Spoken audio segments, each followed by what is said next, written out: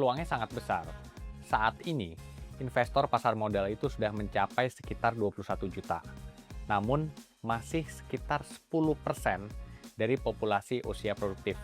Artinya, ruang pertumbuhan itu masih sangat luas dan menariknya mayoritas investor itu didominasi oleh generasi muda. Tapi, tantangan utamanya bukan lagi memperkenalkan produk, melainkan mengubah reksadana itu menjadi habit.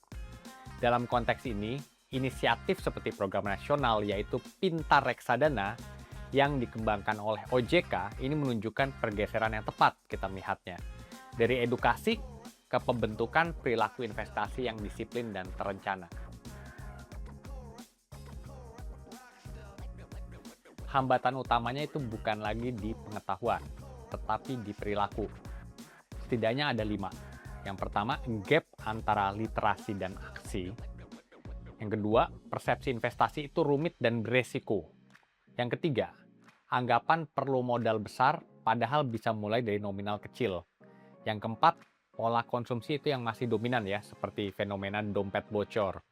Yang kelima, belum adanya sistem yang mendorong konsistensi.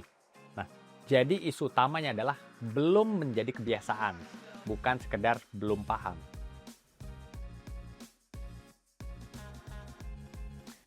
Edukasi itu perlu bergeser dari teori itu ke praktek.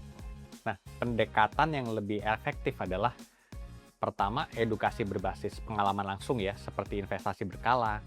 Yang kedua, storytelling yang relevan dengan kehidupan sehari-hari.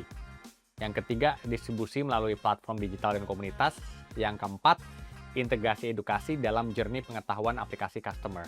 Nah, pendekatan seperti dalam program Pintar Reksadana itu mendorong praktek investasi rutin itu kita melihat jauh lebih efektif dibandingkan hanya sekedar edukasi konvensional. Ini adalah game changer. Pendekatan seperti dollar cost averaging atau DCA dengan auto debit yang diusung oleh OJK ini sangat efektif. Kenapa? Menghilangkan kebutuhan menentukan timing pasar, mendorong disiplin investasi secara otomatis, mengubah investasi dari keputusan aktif menjadi suatu kebiasaan.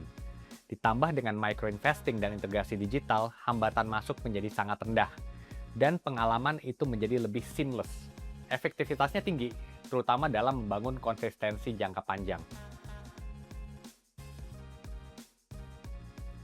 Fokusnya itu perlu bergeser ke behavioral design, bukan hanya literasi.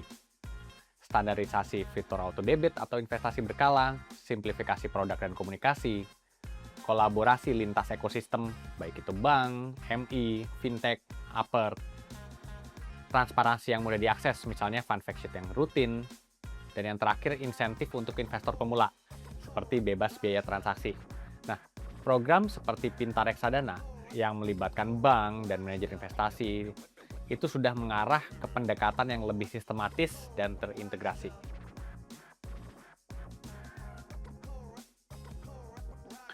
Strategi paling realistis adalah menjadikan investasi sebagai default behavior, bukan pilihan tambahan. Beberapa pendekatan kunci, pertama, integrasi investasi dengan income flow, misalnya auto debit dari gaji. Yang kedua, menjadikan DCA atau SIP sebagai default setting. Yang ketiga, produk sederhana berbasis tujuan atau life cycle. Yang keempat, managing melalui platform digital. Artinya, fokus bukan lagi mengajak orang untuk investasi, tapi membuat orang otomatis berinvestasi. Kedepan yang akan menentukan keberhasilan inklusi reksadana bukan siapa yang paling banyak melakukan edukasi, tetapi siapa yang paling mampu membangun sistem yang membuat investasi menjadi mudah, otomatis, dan relevan dengan gaya hidup generasi muda.